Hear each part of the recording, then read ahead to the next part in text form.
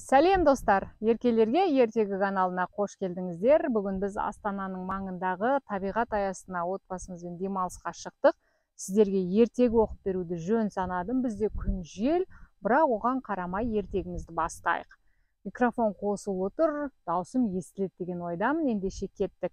Ақтөс пен Мойнақ туралы ертегі.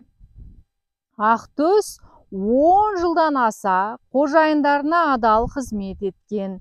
Ақтөстің қартайып, әл күші кете бастаған байқаған үй иелері Мойнақ есімді кішкентай күшік асырап алған.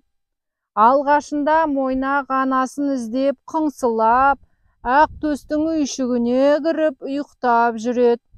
Ал кейін аяғынан нық тұрып, тілі шыққаннан кейін Мойнақ кішкентай күшік Ақтөсті менсінбей өзінің үйшігіне кетіп, тіпті онымен әңгімелеспейтін болыпты балалар.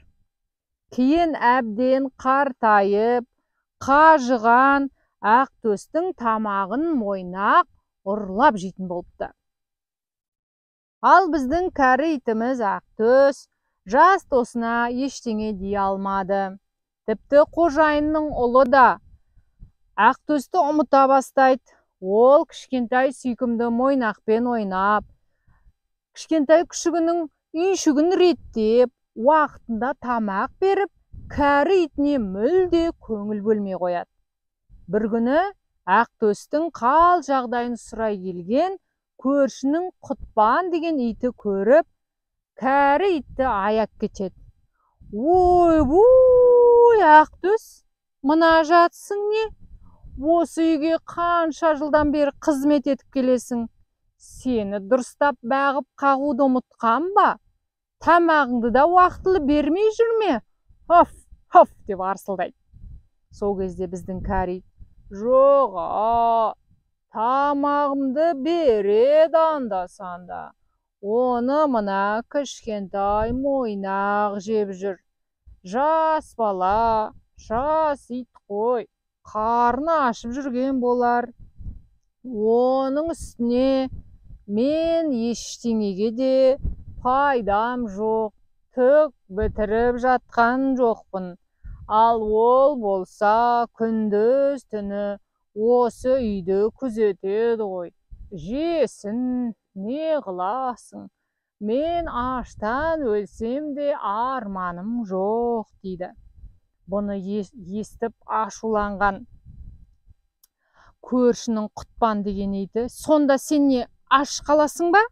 Деп өзінің тығып қойған сүйектерін көршісіне әкеп беріп жүреді балалар. Бірақ Ақтөстің оларды мүжейтін тістері өтпейді. Өйткені ол кәрі ит қой.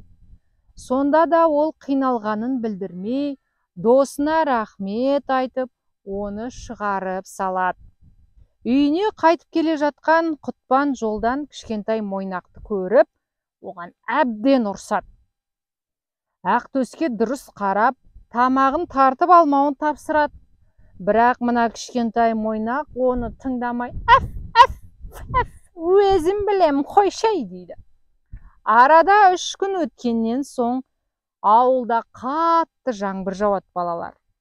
Ақтөс үйшігінде тоңып, дірілдеп жатады. Кенет аулаға біреу кіргендей болады. Мойнақ бірден үріп, бөтен адамға бас салады. Бірақ ол Мойнақты менсінбей, бір теуіп, аяғымен 2-3 рет тағы бір теуіп, қыңсылатып, Мойнақты қуып жібереді. Мойнақ болса қорыққаннан қыңсылап, үйшігіне барып тығылып қалыпты балалар. Аулаға кірген жай адам емес, ұры екенін сезген Ақтөс бірден сезеді балалар. Өйткені ол қора жаққа аяңдап бара жатады жаймен. Ақтөс сол кезде соңғы күшін жинап алып, ұрының шалбарының балағына жабысып алып айырылмайды. Қанша жерден ұры оны теуіп жатса да, шыдап қыңсыласа да, оның жабысқан жерінен айырылмай тұрып алады. Сөйтіп Ақтөстің қыңсылағанын естіген көршінің Құтпан деген иті бірден қора жаққа жүгіріп келіп, досына көмектеседі. Қатты үрген кезде Мойнақтың үйіндегі бала да, оның иелері де барлығы далаға үрген иттің дауыстарына шығып, не болды екен деп қарай бастайды. Олар сол кезде кәрі иттің ерлігіне тәнті болады балалар. Жаралаған жерлерін таңып, жылы үйге кіргізіп, кәрі итке басқаша қарап, тамағын беріп, баптапты. Осының бәрін үйшігінің кішкентай тесігінен қарап жатқан Мойнақ болса, қатты ұялады. Оның үстіне көршінің Құтпан деген иті келіп, Мойнақ, көрдің ғой, Ақтөстің қандай ержүрек екенін, ол бүкіл өмірін осы үйге қызмет етуге арнады. Сен оны сыйлап, үлгі алу керексің. Тамағын тартып жеуді қой. Қайта оның қызықты әңгімелерін тыңдап, өнеге алмайсың ба? Енді кәрі тамағын тартып жегенін көрсең, желкеңнен ұстап алып, өзім сені талап тастаймын дейді. Мойнақ болса, жарайды Құтпан, жарайды, кешірім сұраймын деп, әбден көршінің итінен кешірім сұрапты. Арада уақыт өтіп, Мойнақ Ақтөстен кешірім сұрап, жылы жұмсақ тамақты Ақтөске беріп, оның өнегелі әңгімелерін тыңдайтын болыпты. Осылайша Мойнақ кәрі, бірақ ақылды Ақтөстен көп нәрсе үйреніпті балалар. Бұл ертегінің негізі мағынасы біз үлкен, кәрі, ата-әжелерді сыйлауымыз керек.